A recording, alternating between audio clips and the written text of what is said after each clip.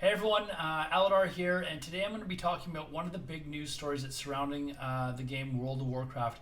But it's not going to be about Legion, and what we're going to be talking about here is WoW vanilla private servers, and in particular one that was called Nostalrius. And it seems to be back in the news. There's lots to talk about, so let's get into this.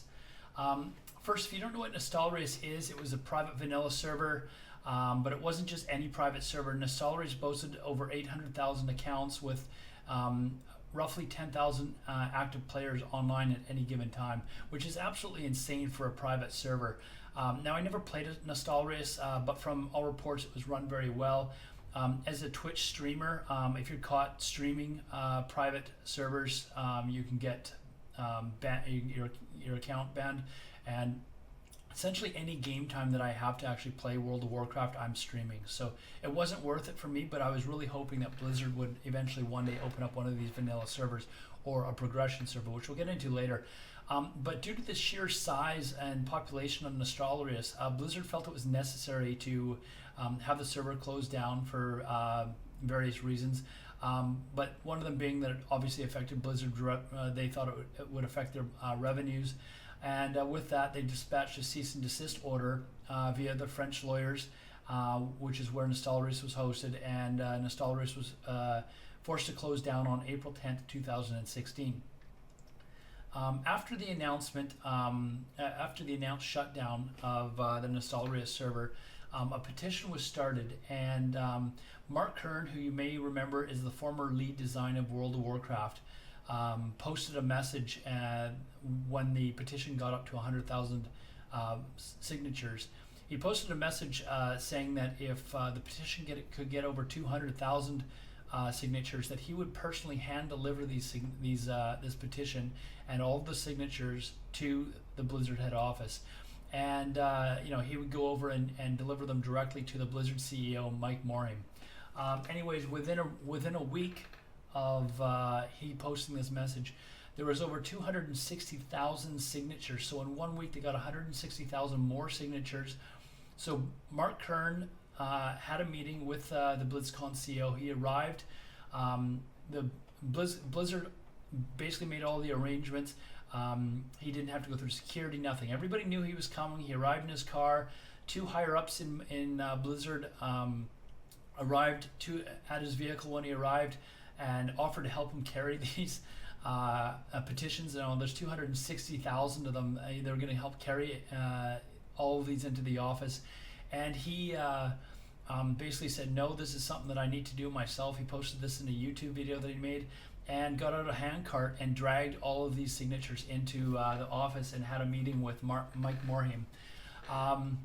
Now Mark Kern then posted a video afterwards stating that the meeting went very well. Blizzard had talked to him about technical issues that they were worried about and they were trying to troubleshoot, but it looked like they were actually very interested in the possibility of potentially opening up a legacy server later in the future. But there were no promises that were made. Mark Kern just said that the meeting went very well, and he was very excited, thought there was a very real possibility that something could happen. Blizzard then invited the Nostalrius team, the developers of this private server, to Blizzard, and they flew them all in, expenses paid for, and had a meeting with them for a day or two or something like that on how to implement a vanilla server with the current technology that they have and the current servers, etc., etc. So it was a lot of brainstorming and stuff like that, and they were talking about stuff with the Nostalrius team and stuff like that. The Nostalrius team went away from the meeting saying, we're going to keep you updated on what we can do to help, etc., etc. So now we can fast forward a little bit to October 7th. The team at Nostalrius released a statement saying that the community for Nostalrius was still very active. They posted this on their forums. But at the end, they released a statement saying something that really kind of blew up in the WoW community, particularly those that really want to play vanilla WoW. And they basically went over how many people were active and loved legacy servers and stuff like that, and basically said, according to the discussion we had since our official meeting at their headquarters, They have now everything in their hands to fulfill the large community request for legacy servers. solving all the previous technical issues they highlighted during the feedback they provided. And then they left this message off with, as a consequence, if Blizzard doesn't make an announcement to honor their own core values, be sure that we will. And this basically just stunned everyone. It's like, whoa, this is like, what's going on here? So the entire community went nuts, particularly those that love vanilla WoW. It was like, oh my God, are we actually going to get something happen here? Since the announcement, it has been learned that the team at Nostalrius has decided to release their code to everyone.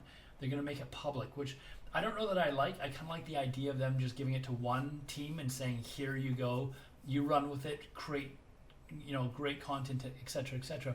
But what they are doing is they're going to supply their entire database to just one group, and that's the team over at Elysium Vanilla WoW, which is another private server. And you might ask, why are they giving it to this Elysium team? Well, for two reasons that I can find. One is that there are members from the Nostalrius team that are currently working with the Elysium team or on the Elysium team.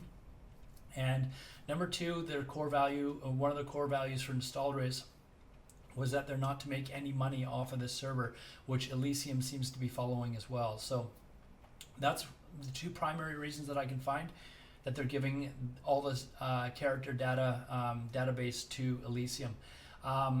The Nostalrius data will then be used and merged with the Elysium character data. So if you had a character on Nostalrius, before it went down, it would be available to play with the same items you had when Nostalrius went down. If you deleted your items, I believe they actually saved it a couple of days beforehand, like when they announced it. So whatever you had then, you're going to be able to keep.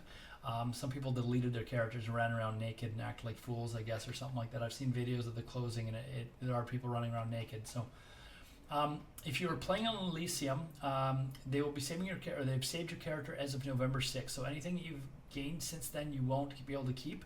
The only downfall for the Elysium accounts is that the Nostalrius characters are going to essentially, if you have a Nostalrius character, you get to keep your name. If you have an Elysium character with the same name, you're going to have to change your name. So as far as I can tell, that's the only downside for merging your Elysium account. You might have to change your name.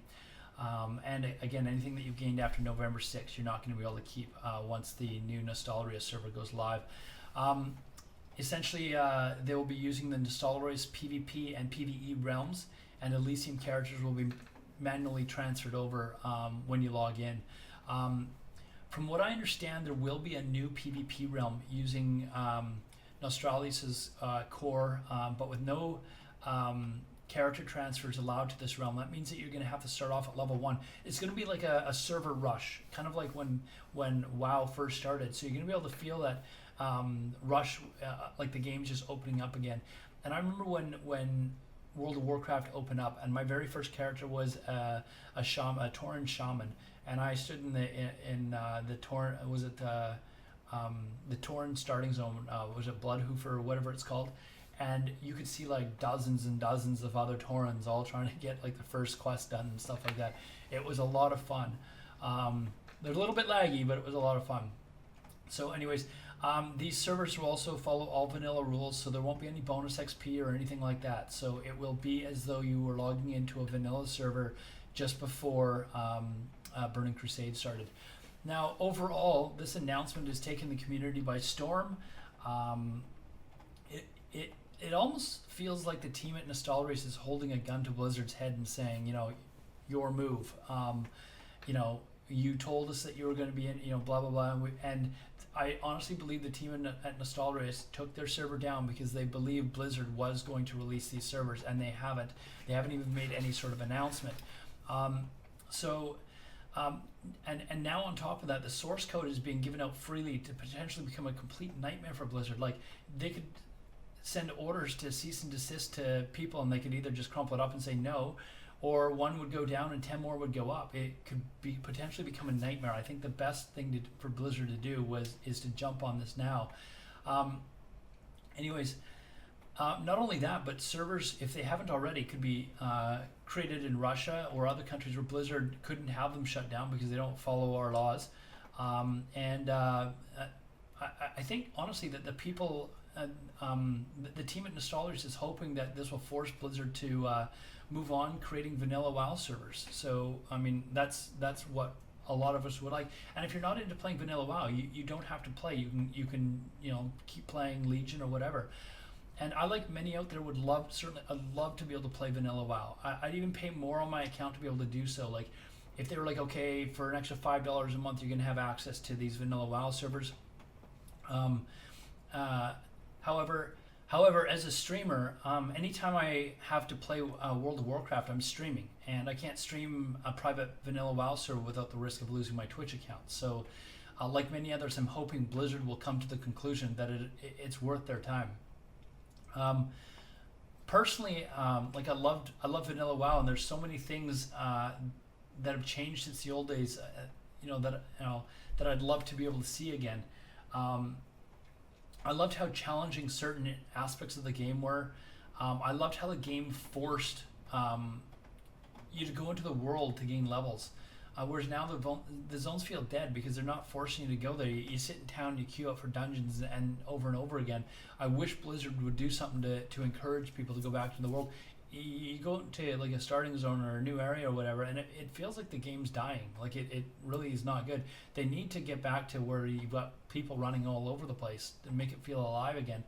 I also loved how you used to have to train skills and go to town to learn a new ability. I mean, call me crazy, but it felt like so much of an accomplishment. Like, you'd be sitting there whacking away at a mob, and your axe skill would go up or something like that, or you were some spellcaster and you finally hit a level where you've got, you finally get something, so you go to town and then you realize, oh crap, I don't have enough gold to buy it, so you have to, it was different, and it felt like an accomplishment when you were gaining levels. Now it's just kind of like, queue up for dungeons, blow through the dungeons because everybody's wearing, top heirloom gear and stuff like that, and it's not challenging at all. I also used to love how you used to have to form your own groups and raids and stuff like that. Like you actually got to know these people because you were raiding with them every week, and it was a social event. Like you got to know these people. There's people that I know from Vanilla WoW that I know where they live, their family members. We've gotten along. We've added each other to Facebook, and it's, hey, you've become friends, and it's not the same anymore. Speaking of heirlooms, I love that there were no heirlooms. You remember when you'd kill a mob and suddenly there'd be like a new axe or something like that, and it was way better than the axe that you had, and it was like, oh my god, I'm gonna go kill something with this, and you'd go take a chop out of something, and you'd see the extra damage you're doing, and you're like, oh my god, it felt fantastic. Whereas now I don't even look at items when I loot. I just auto loot, and I don't even look at it until I sell it later. And I don't look at the stats; it's just automatically sold. I used to post when I was selling transmogs, I'd post them on the auction house or whatever. But now it's, so it didn't mean anything to me now, or back then. Like I'd look at every item and go, oh yeah, okay, that's an upgrade, or oh, okay, no, that's not an upgrade, or I can't use that or whatever. So it was a lot more interesting. My personal preference would be, of course, for Blizzard to release progression servers. Actually, I don't want just a legacy vanilla server. That's what I want them to start with. What I'd like them to do, though, is start with a legacy vanilla server. Maybe start it, like, say, 6 months after Legion hits, so people have had their, they've been able to play Legion, and then every year after that, release the next expansion. But it would be under that expansion's rules.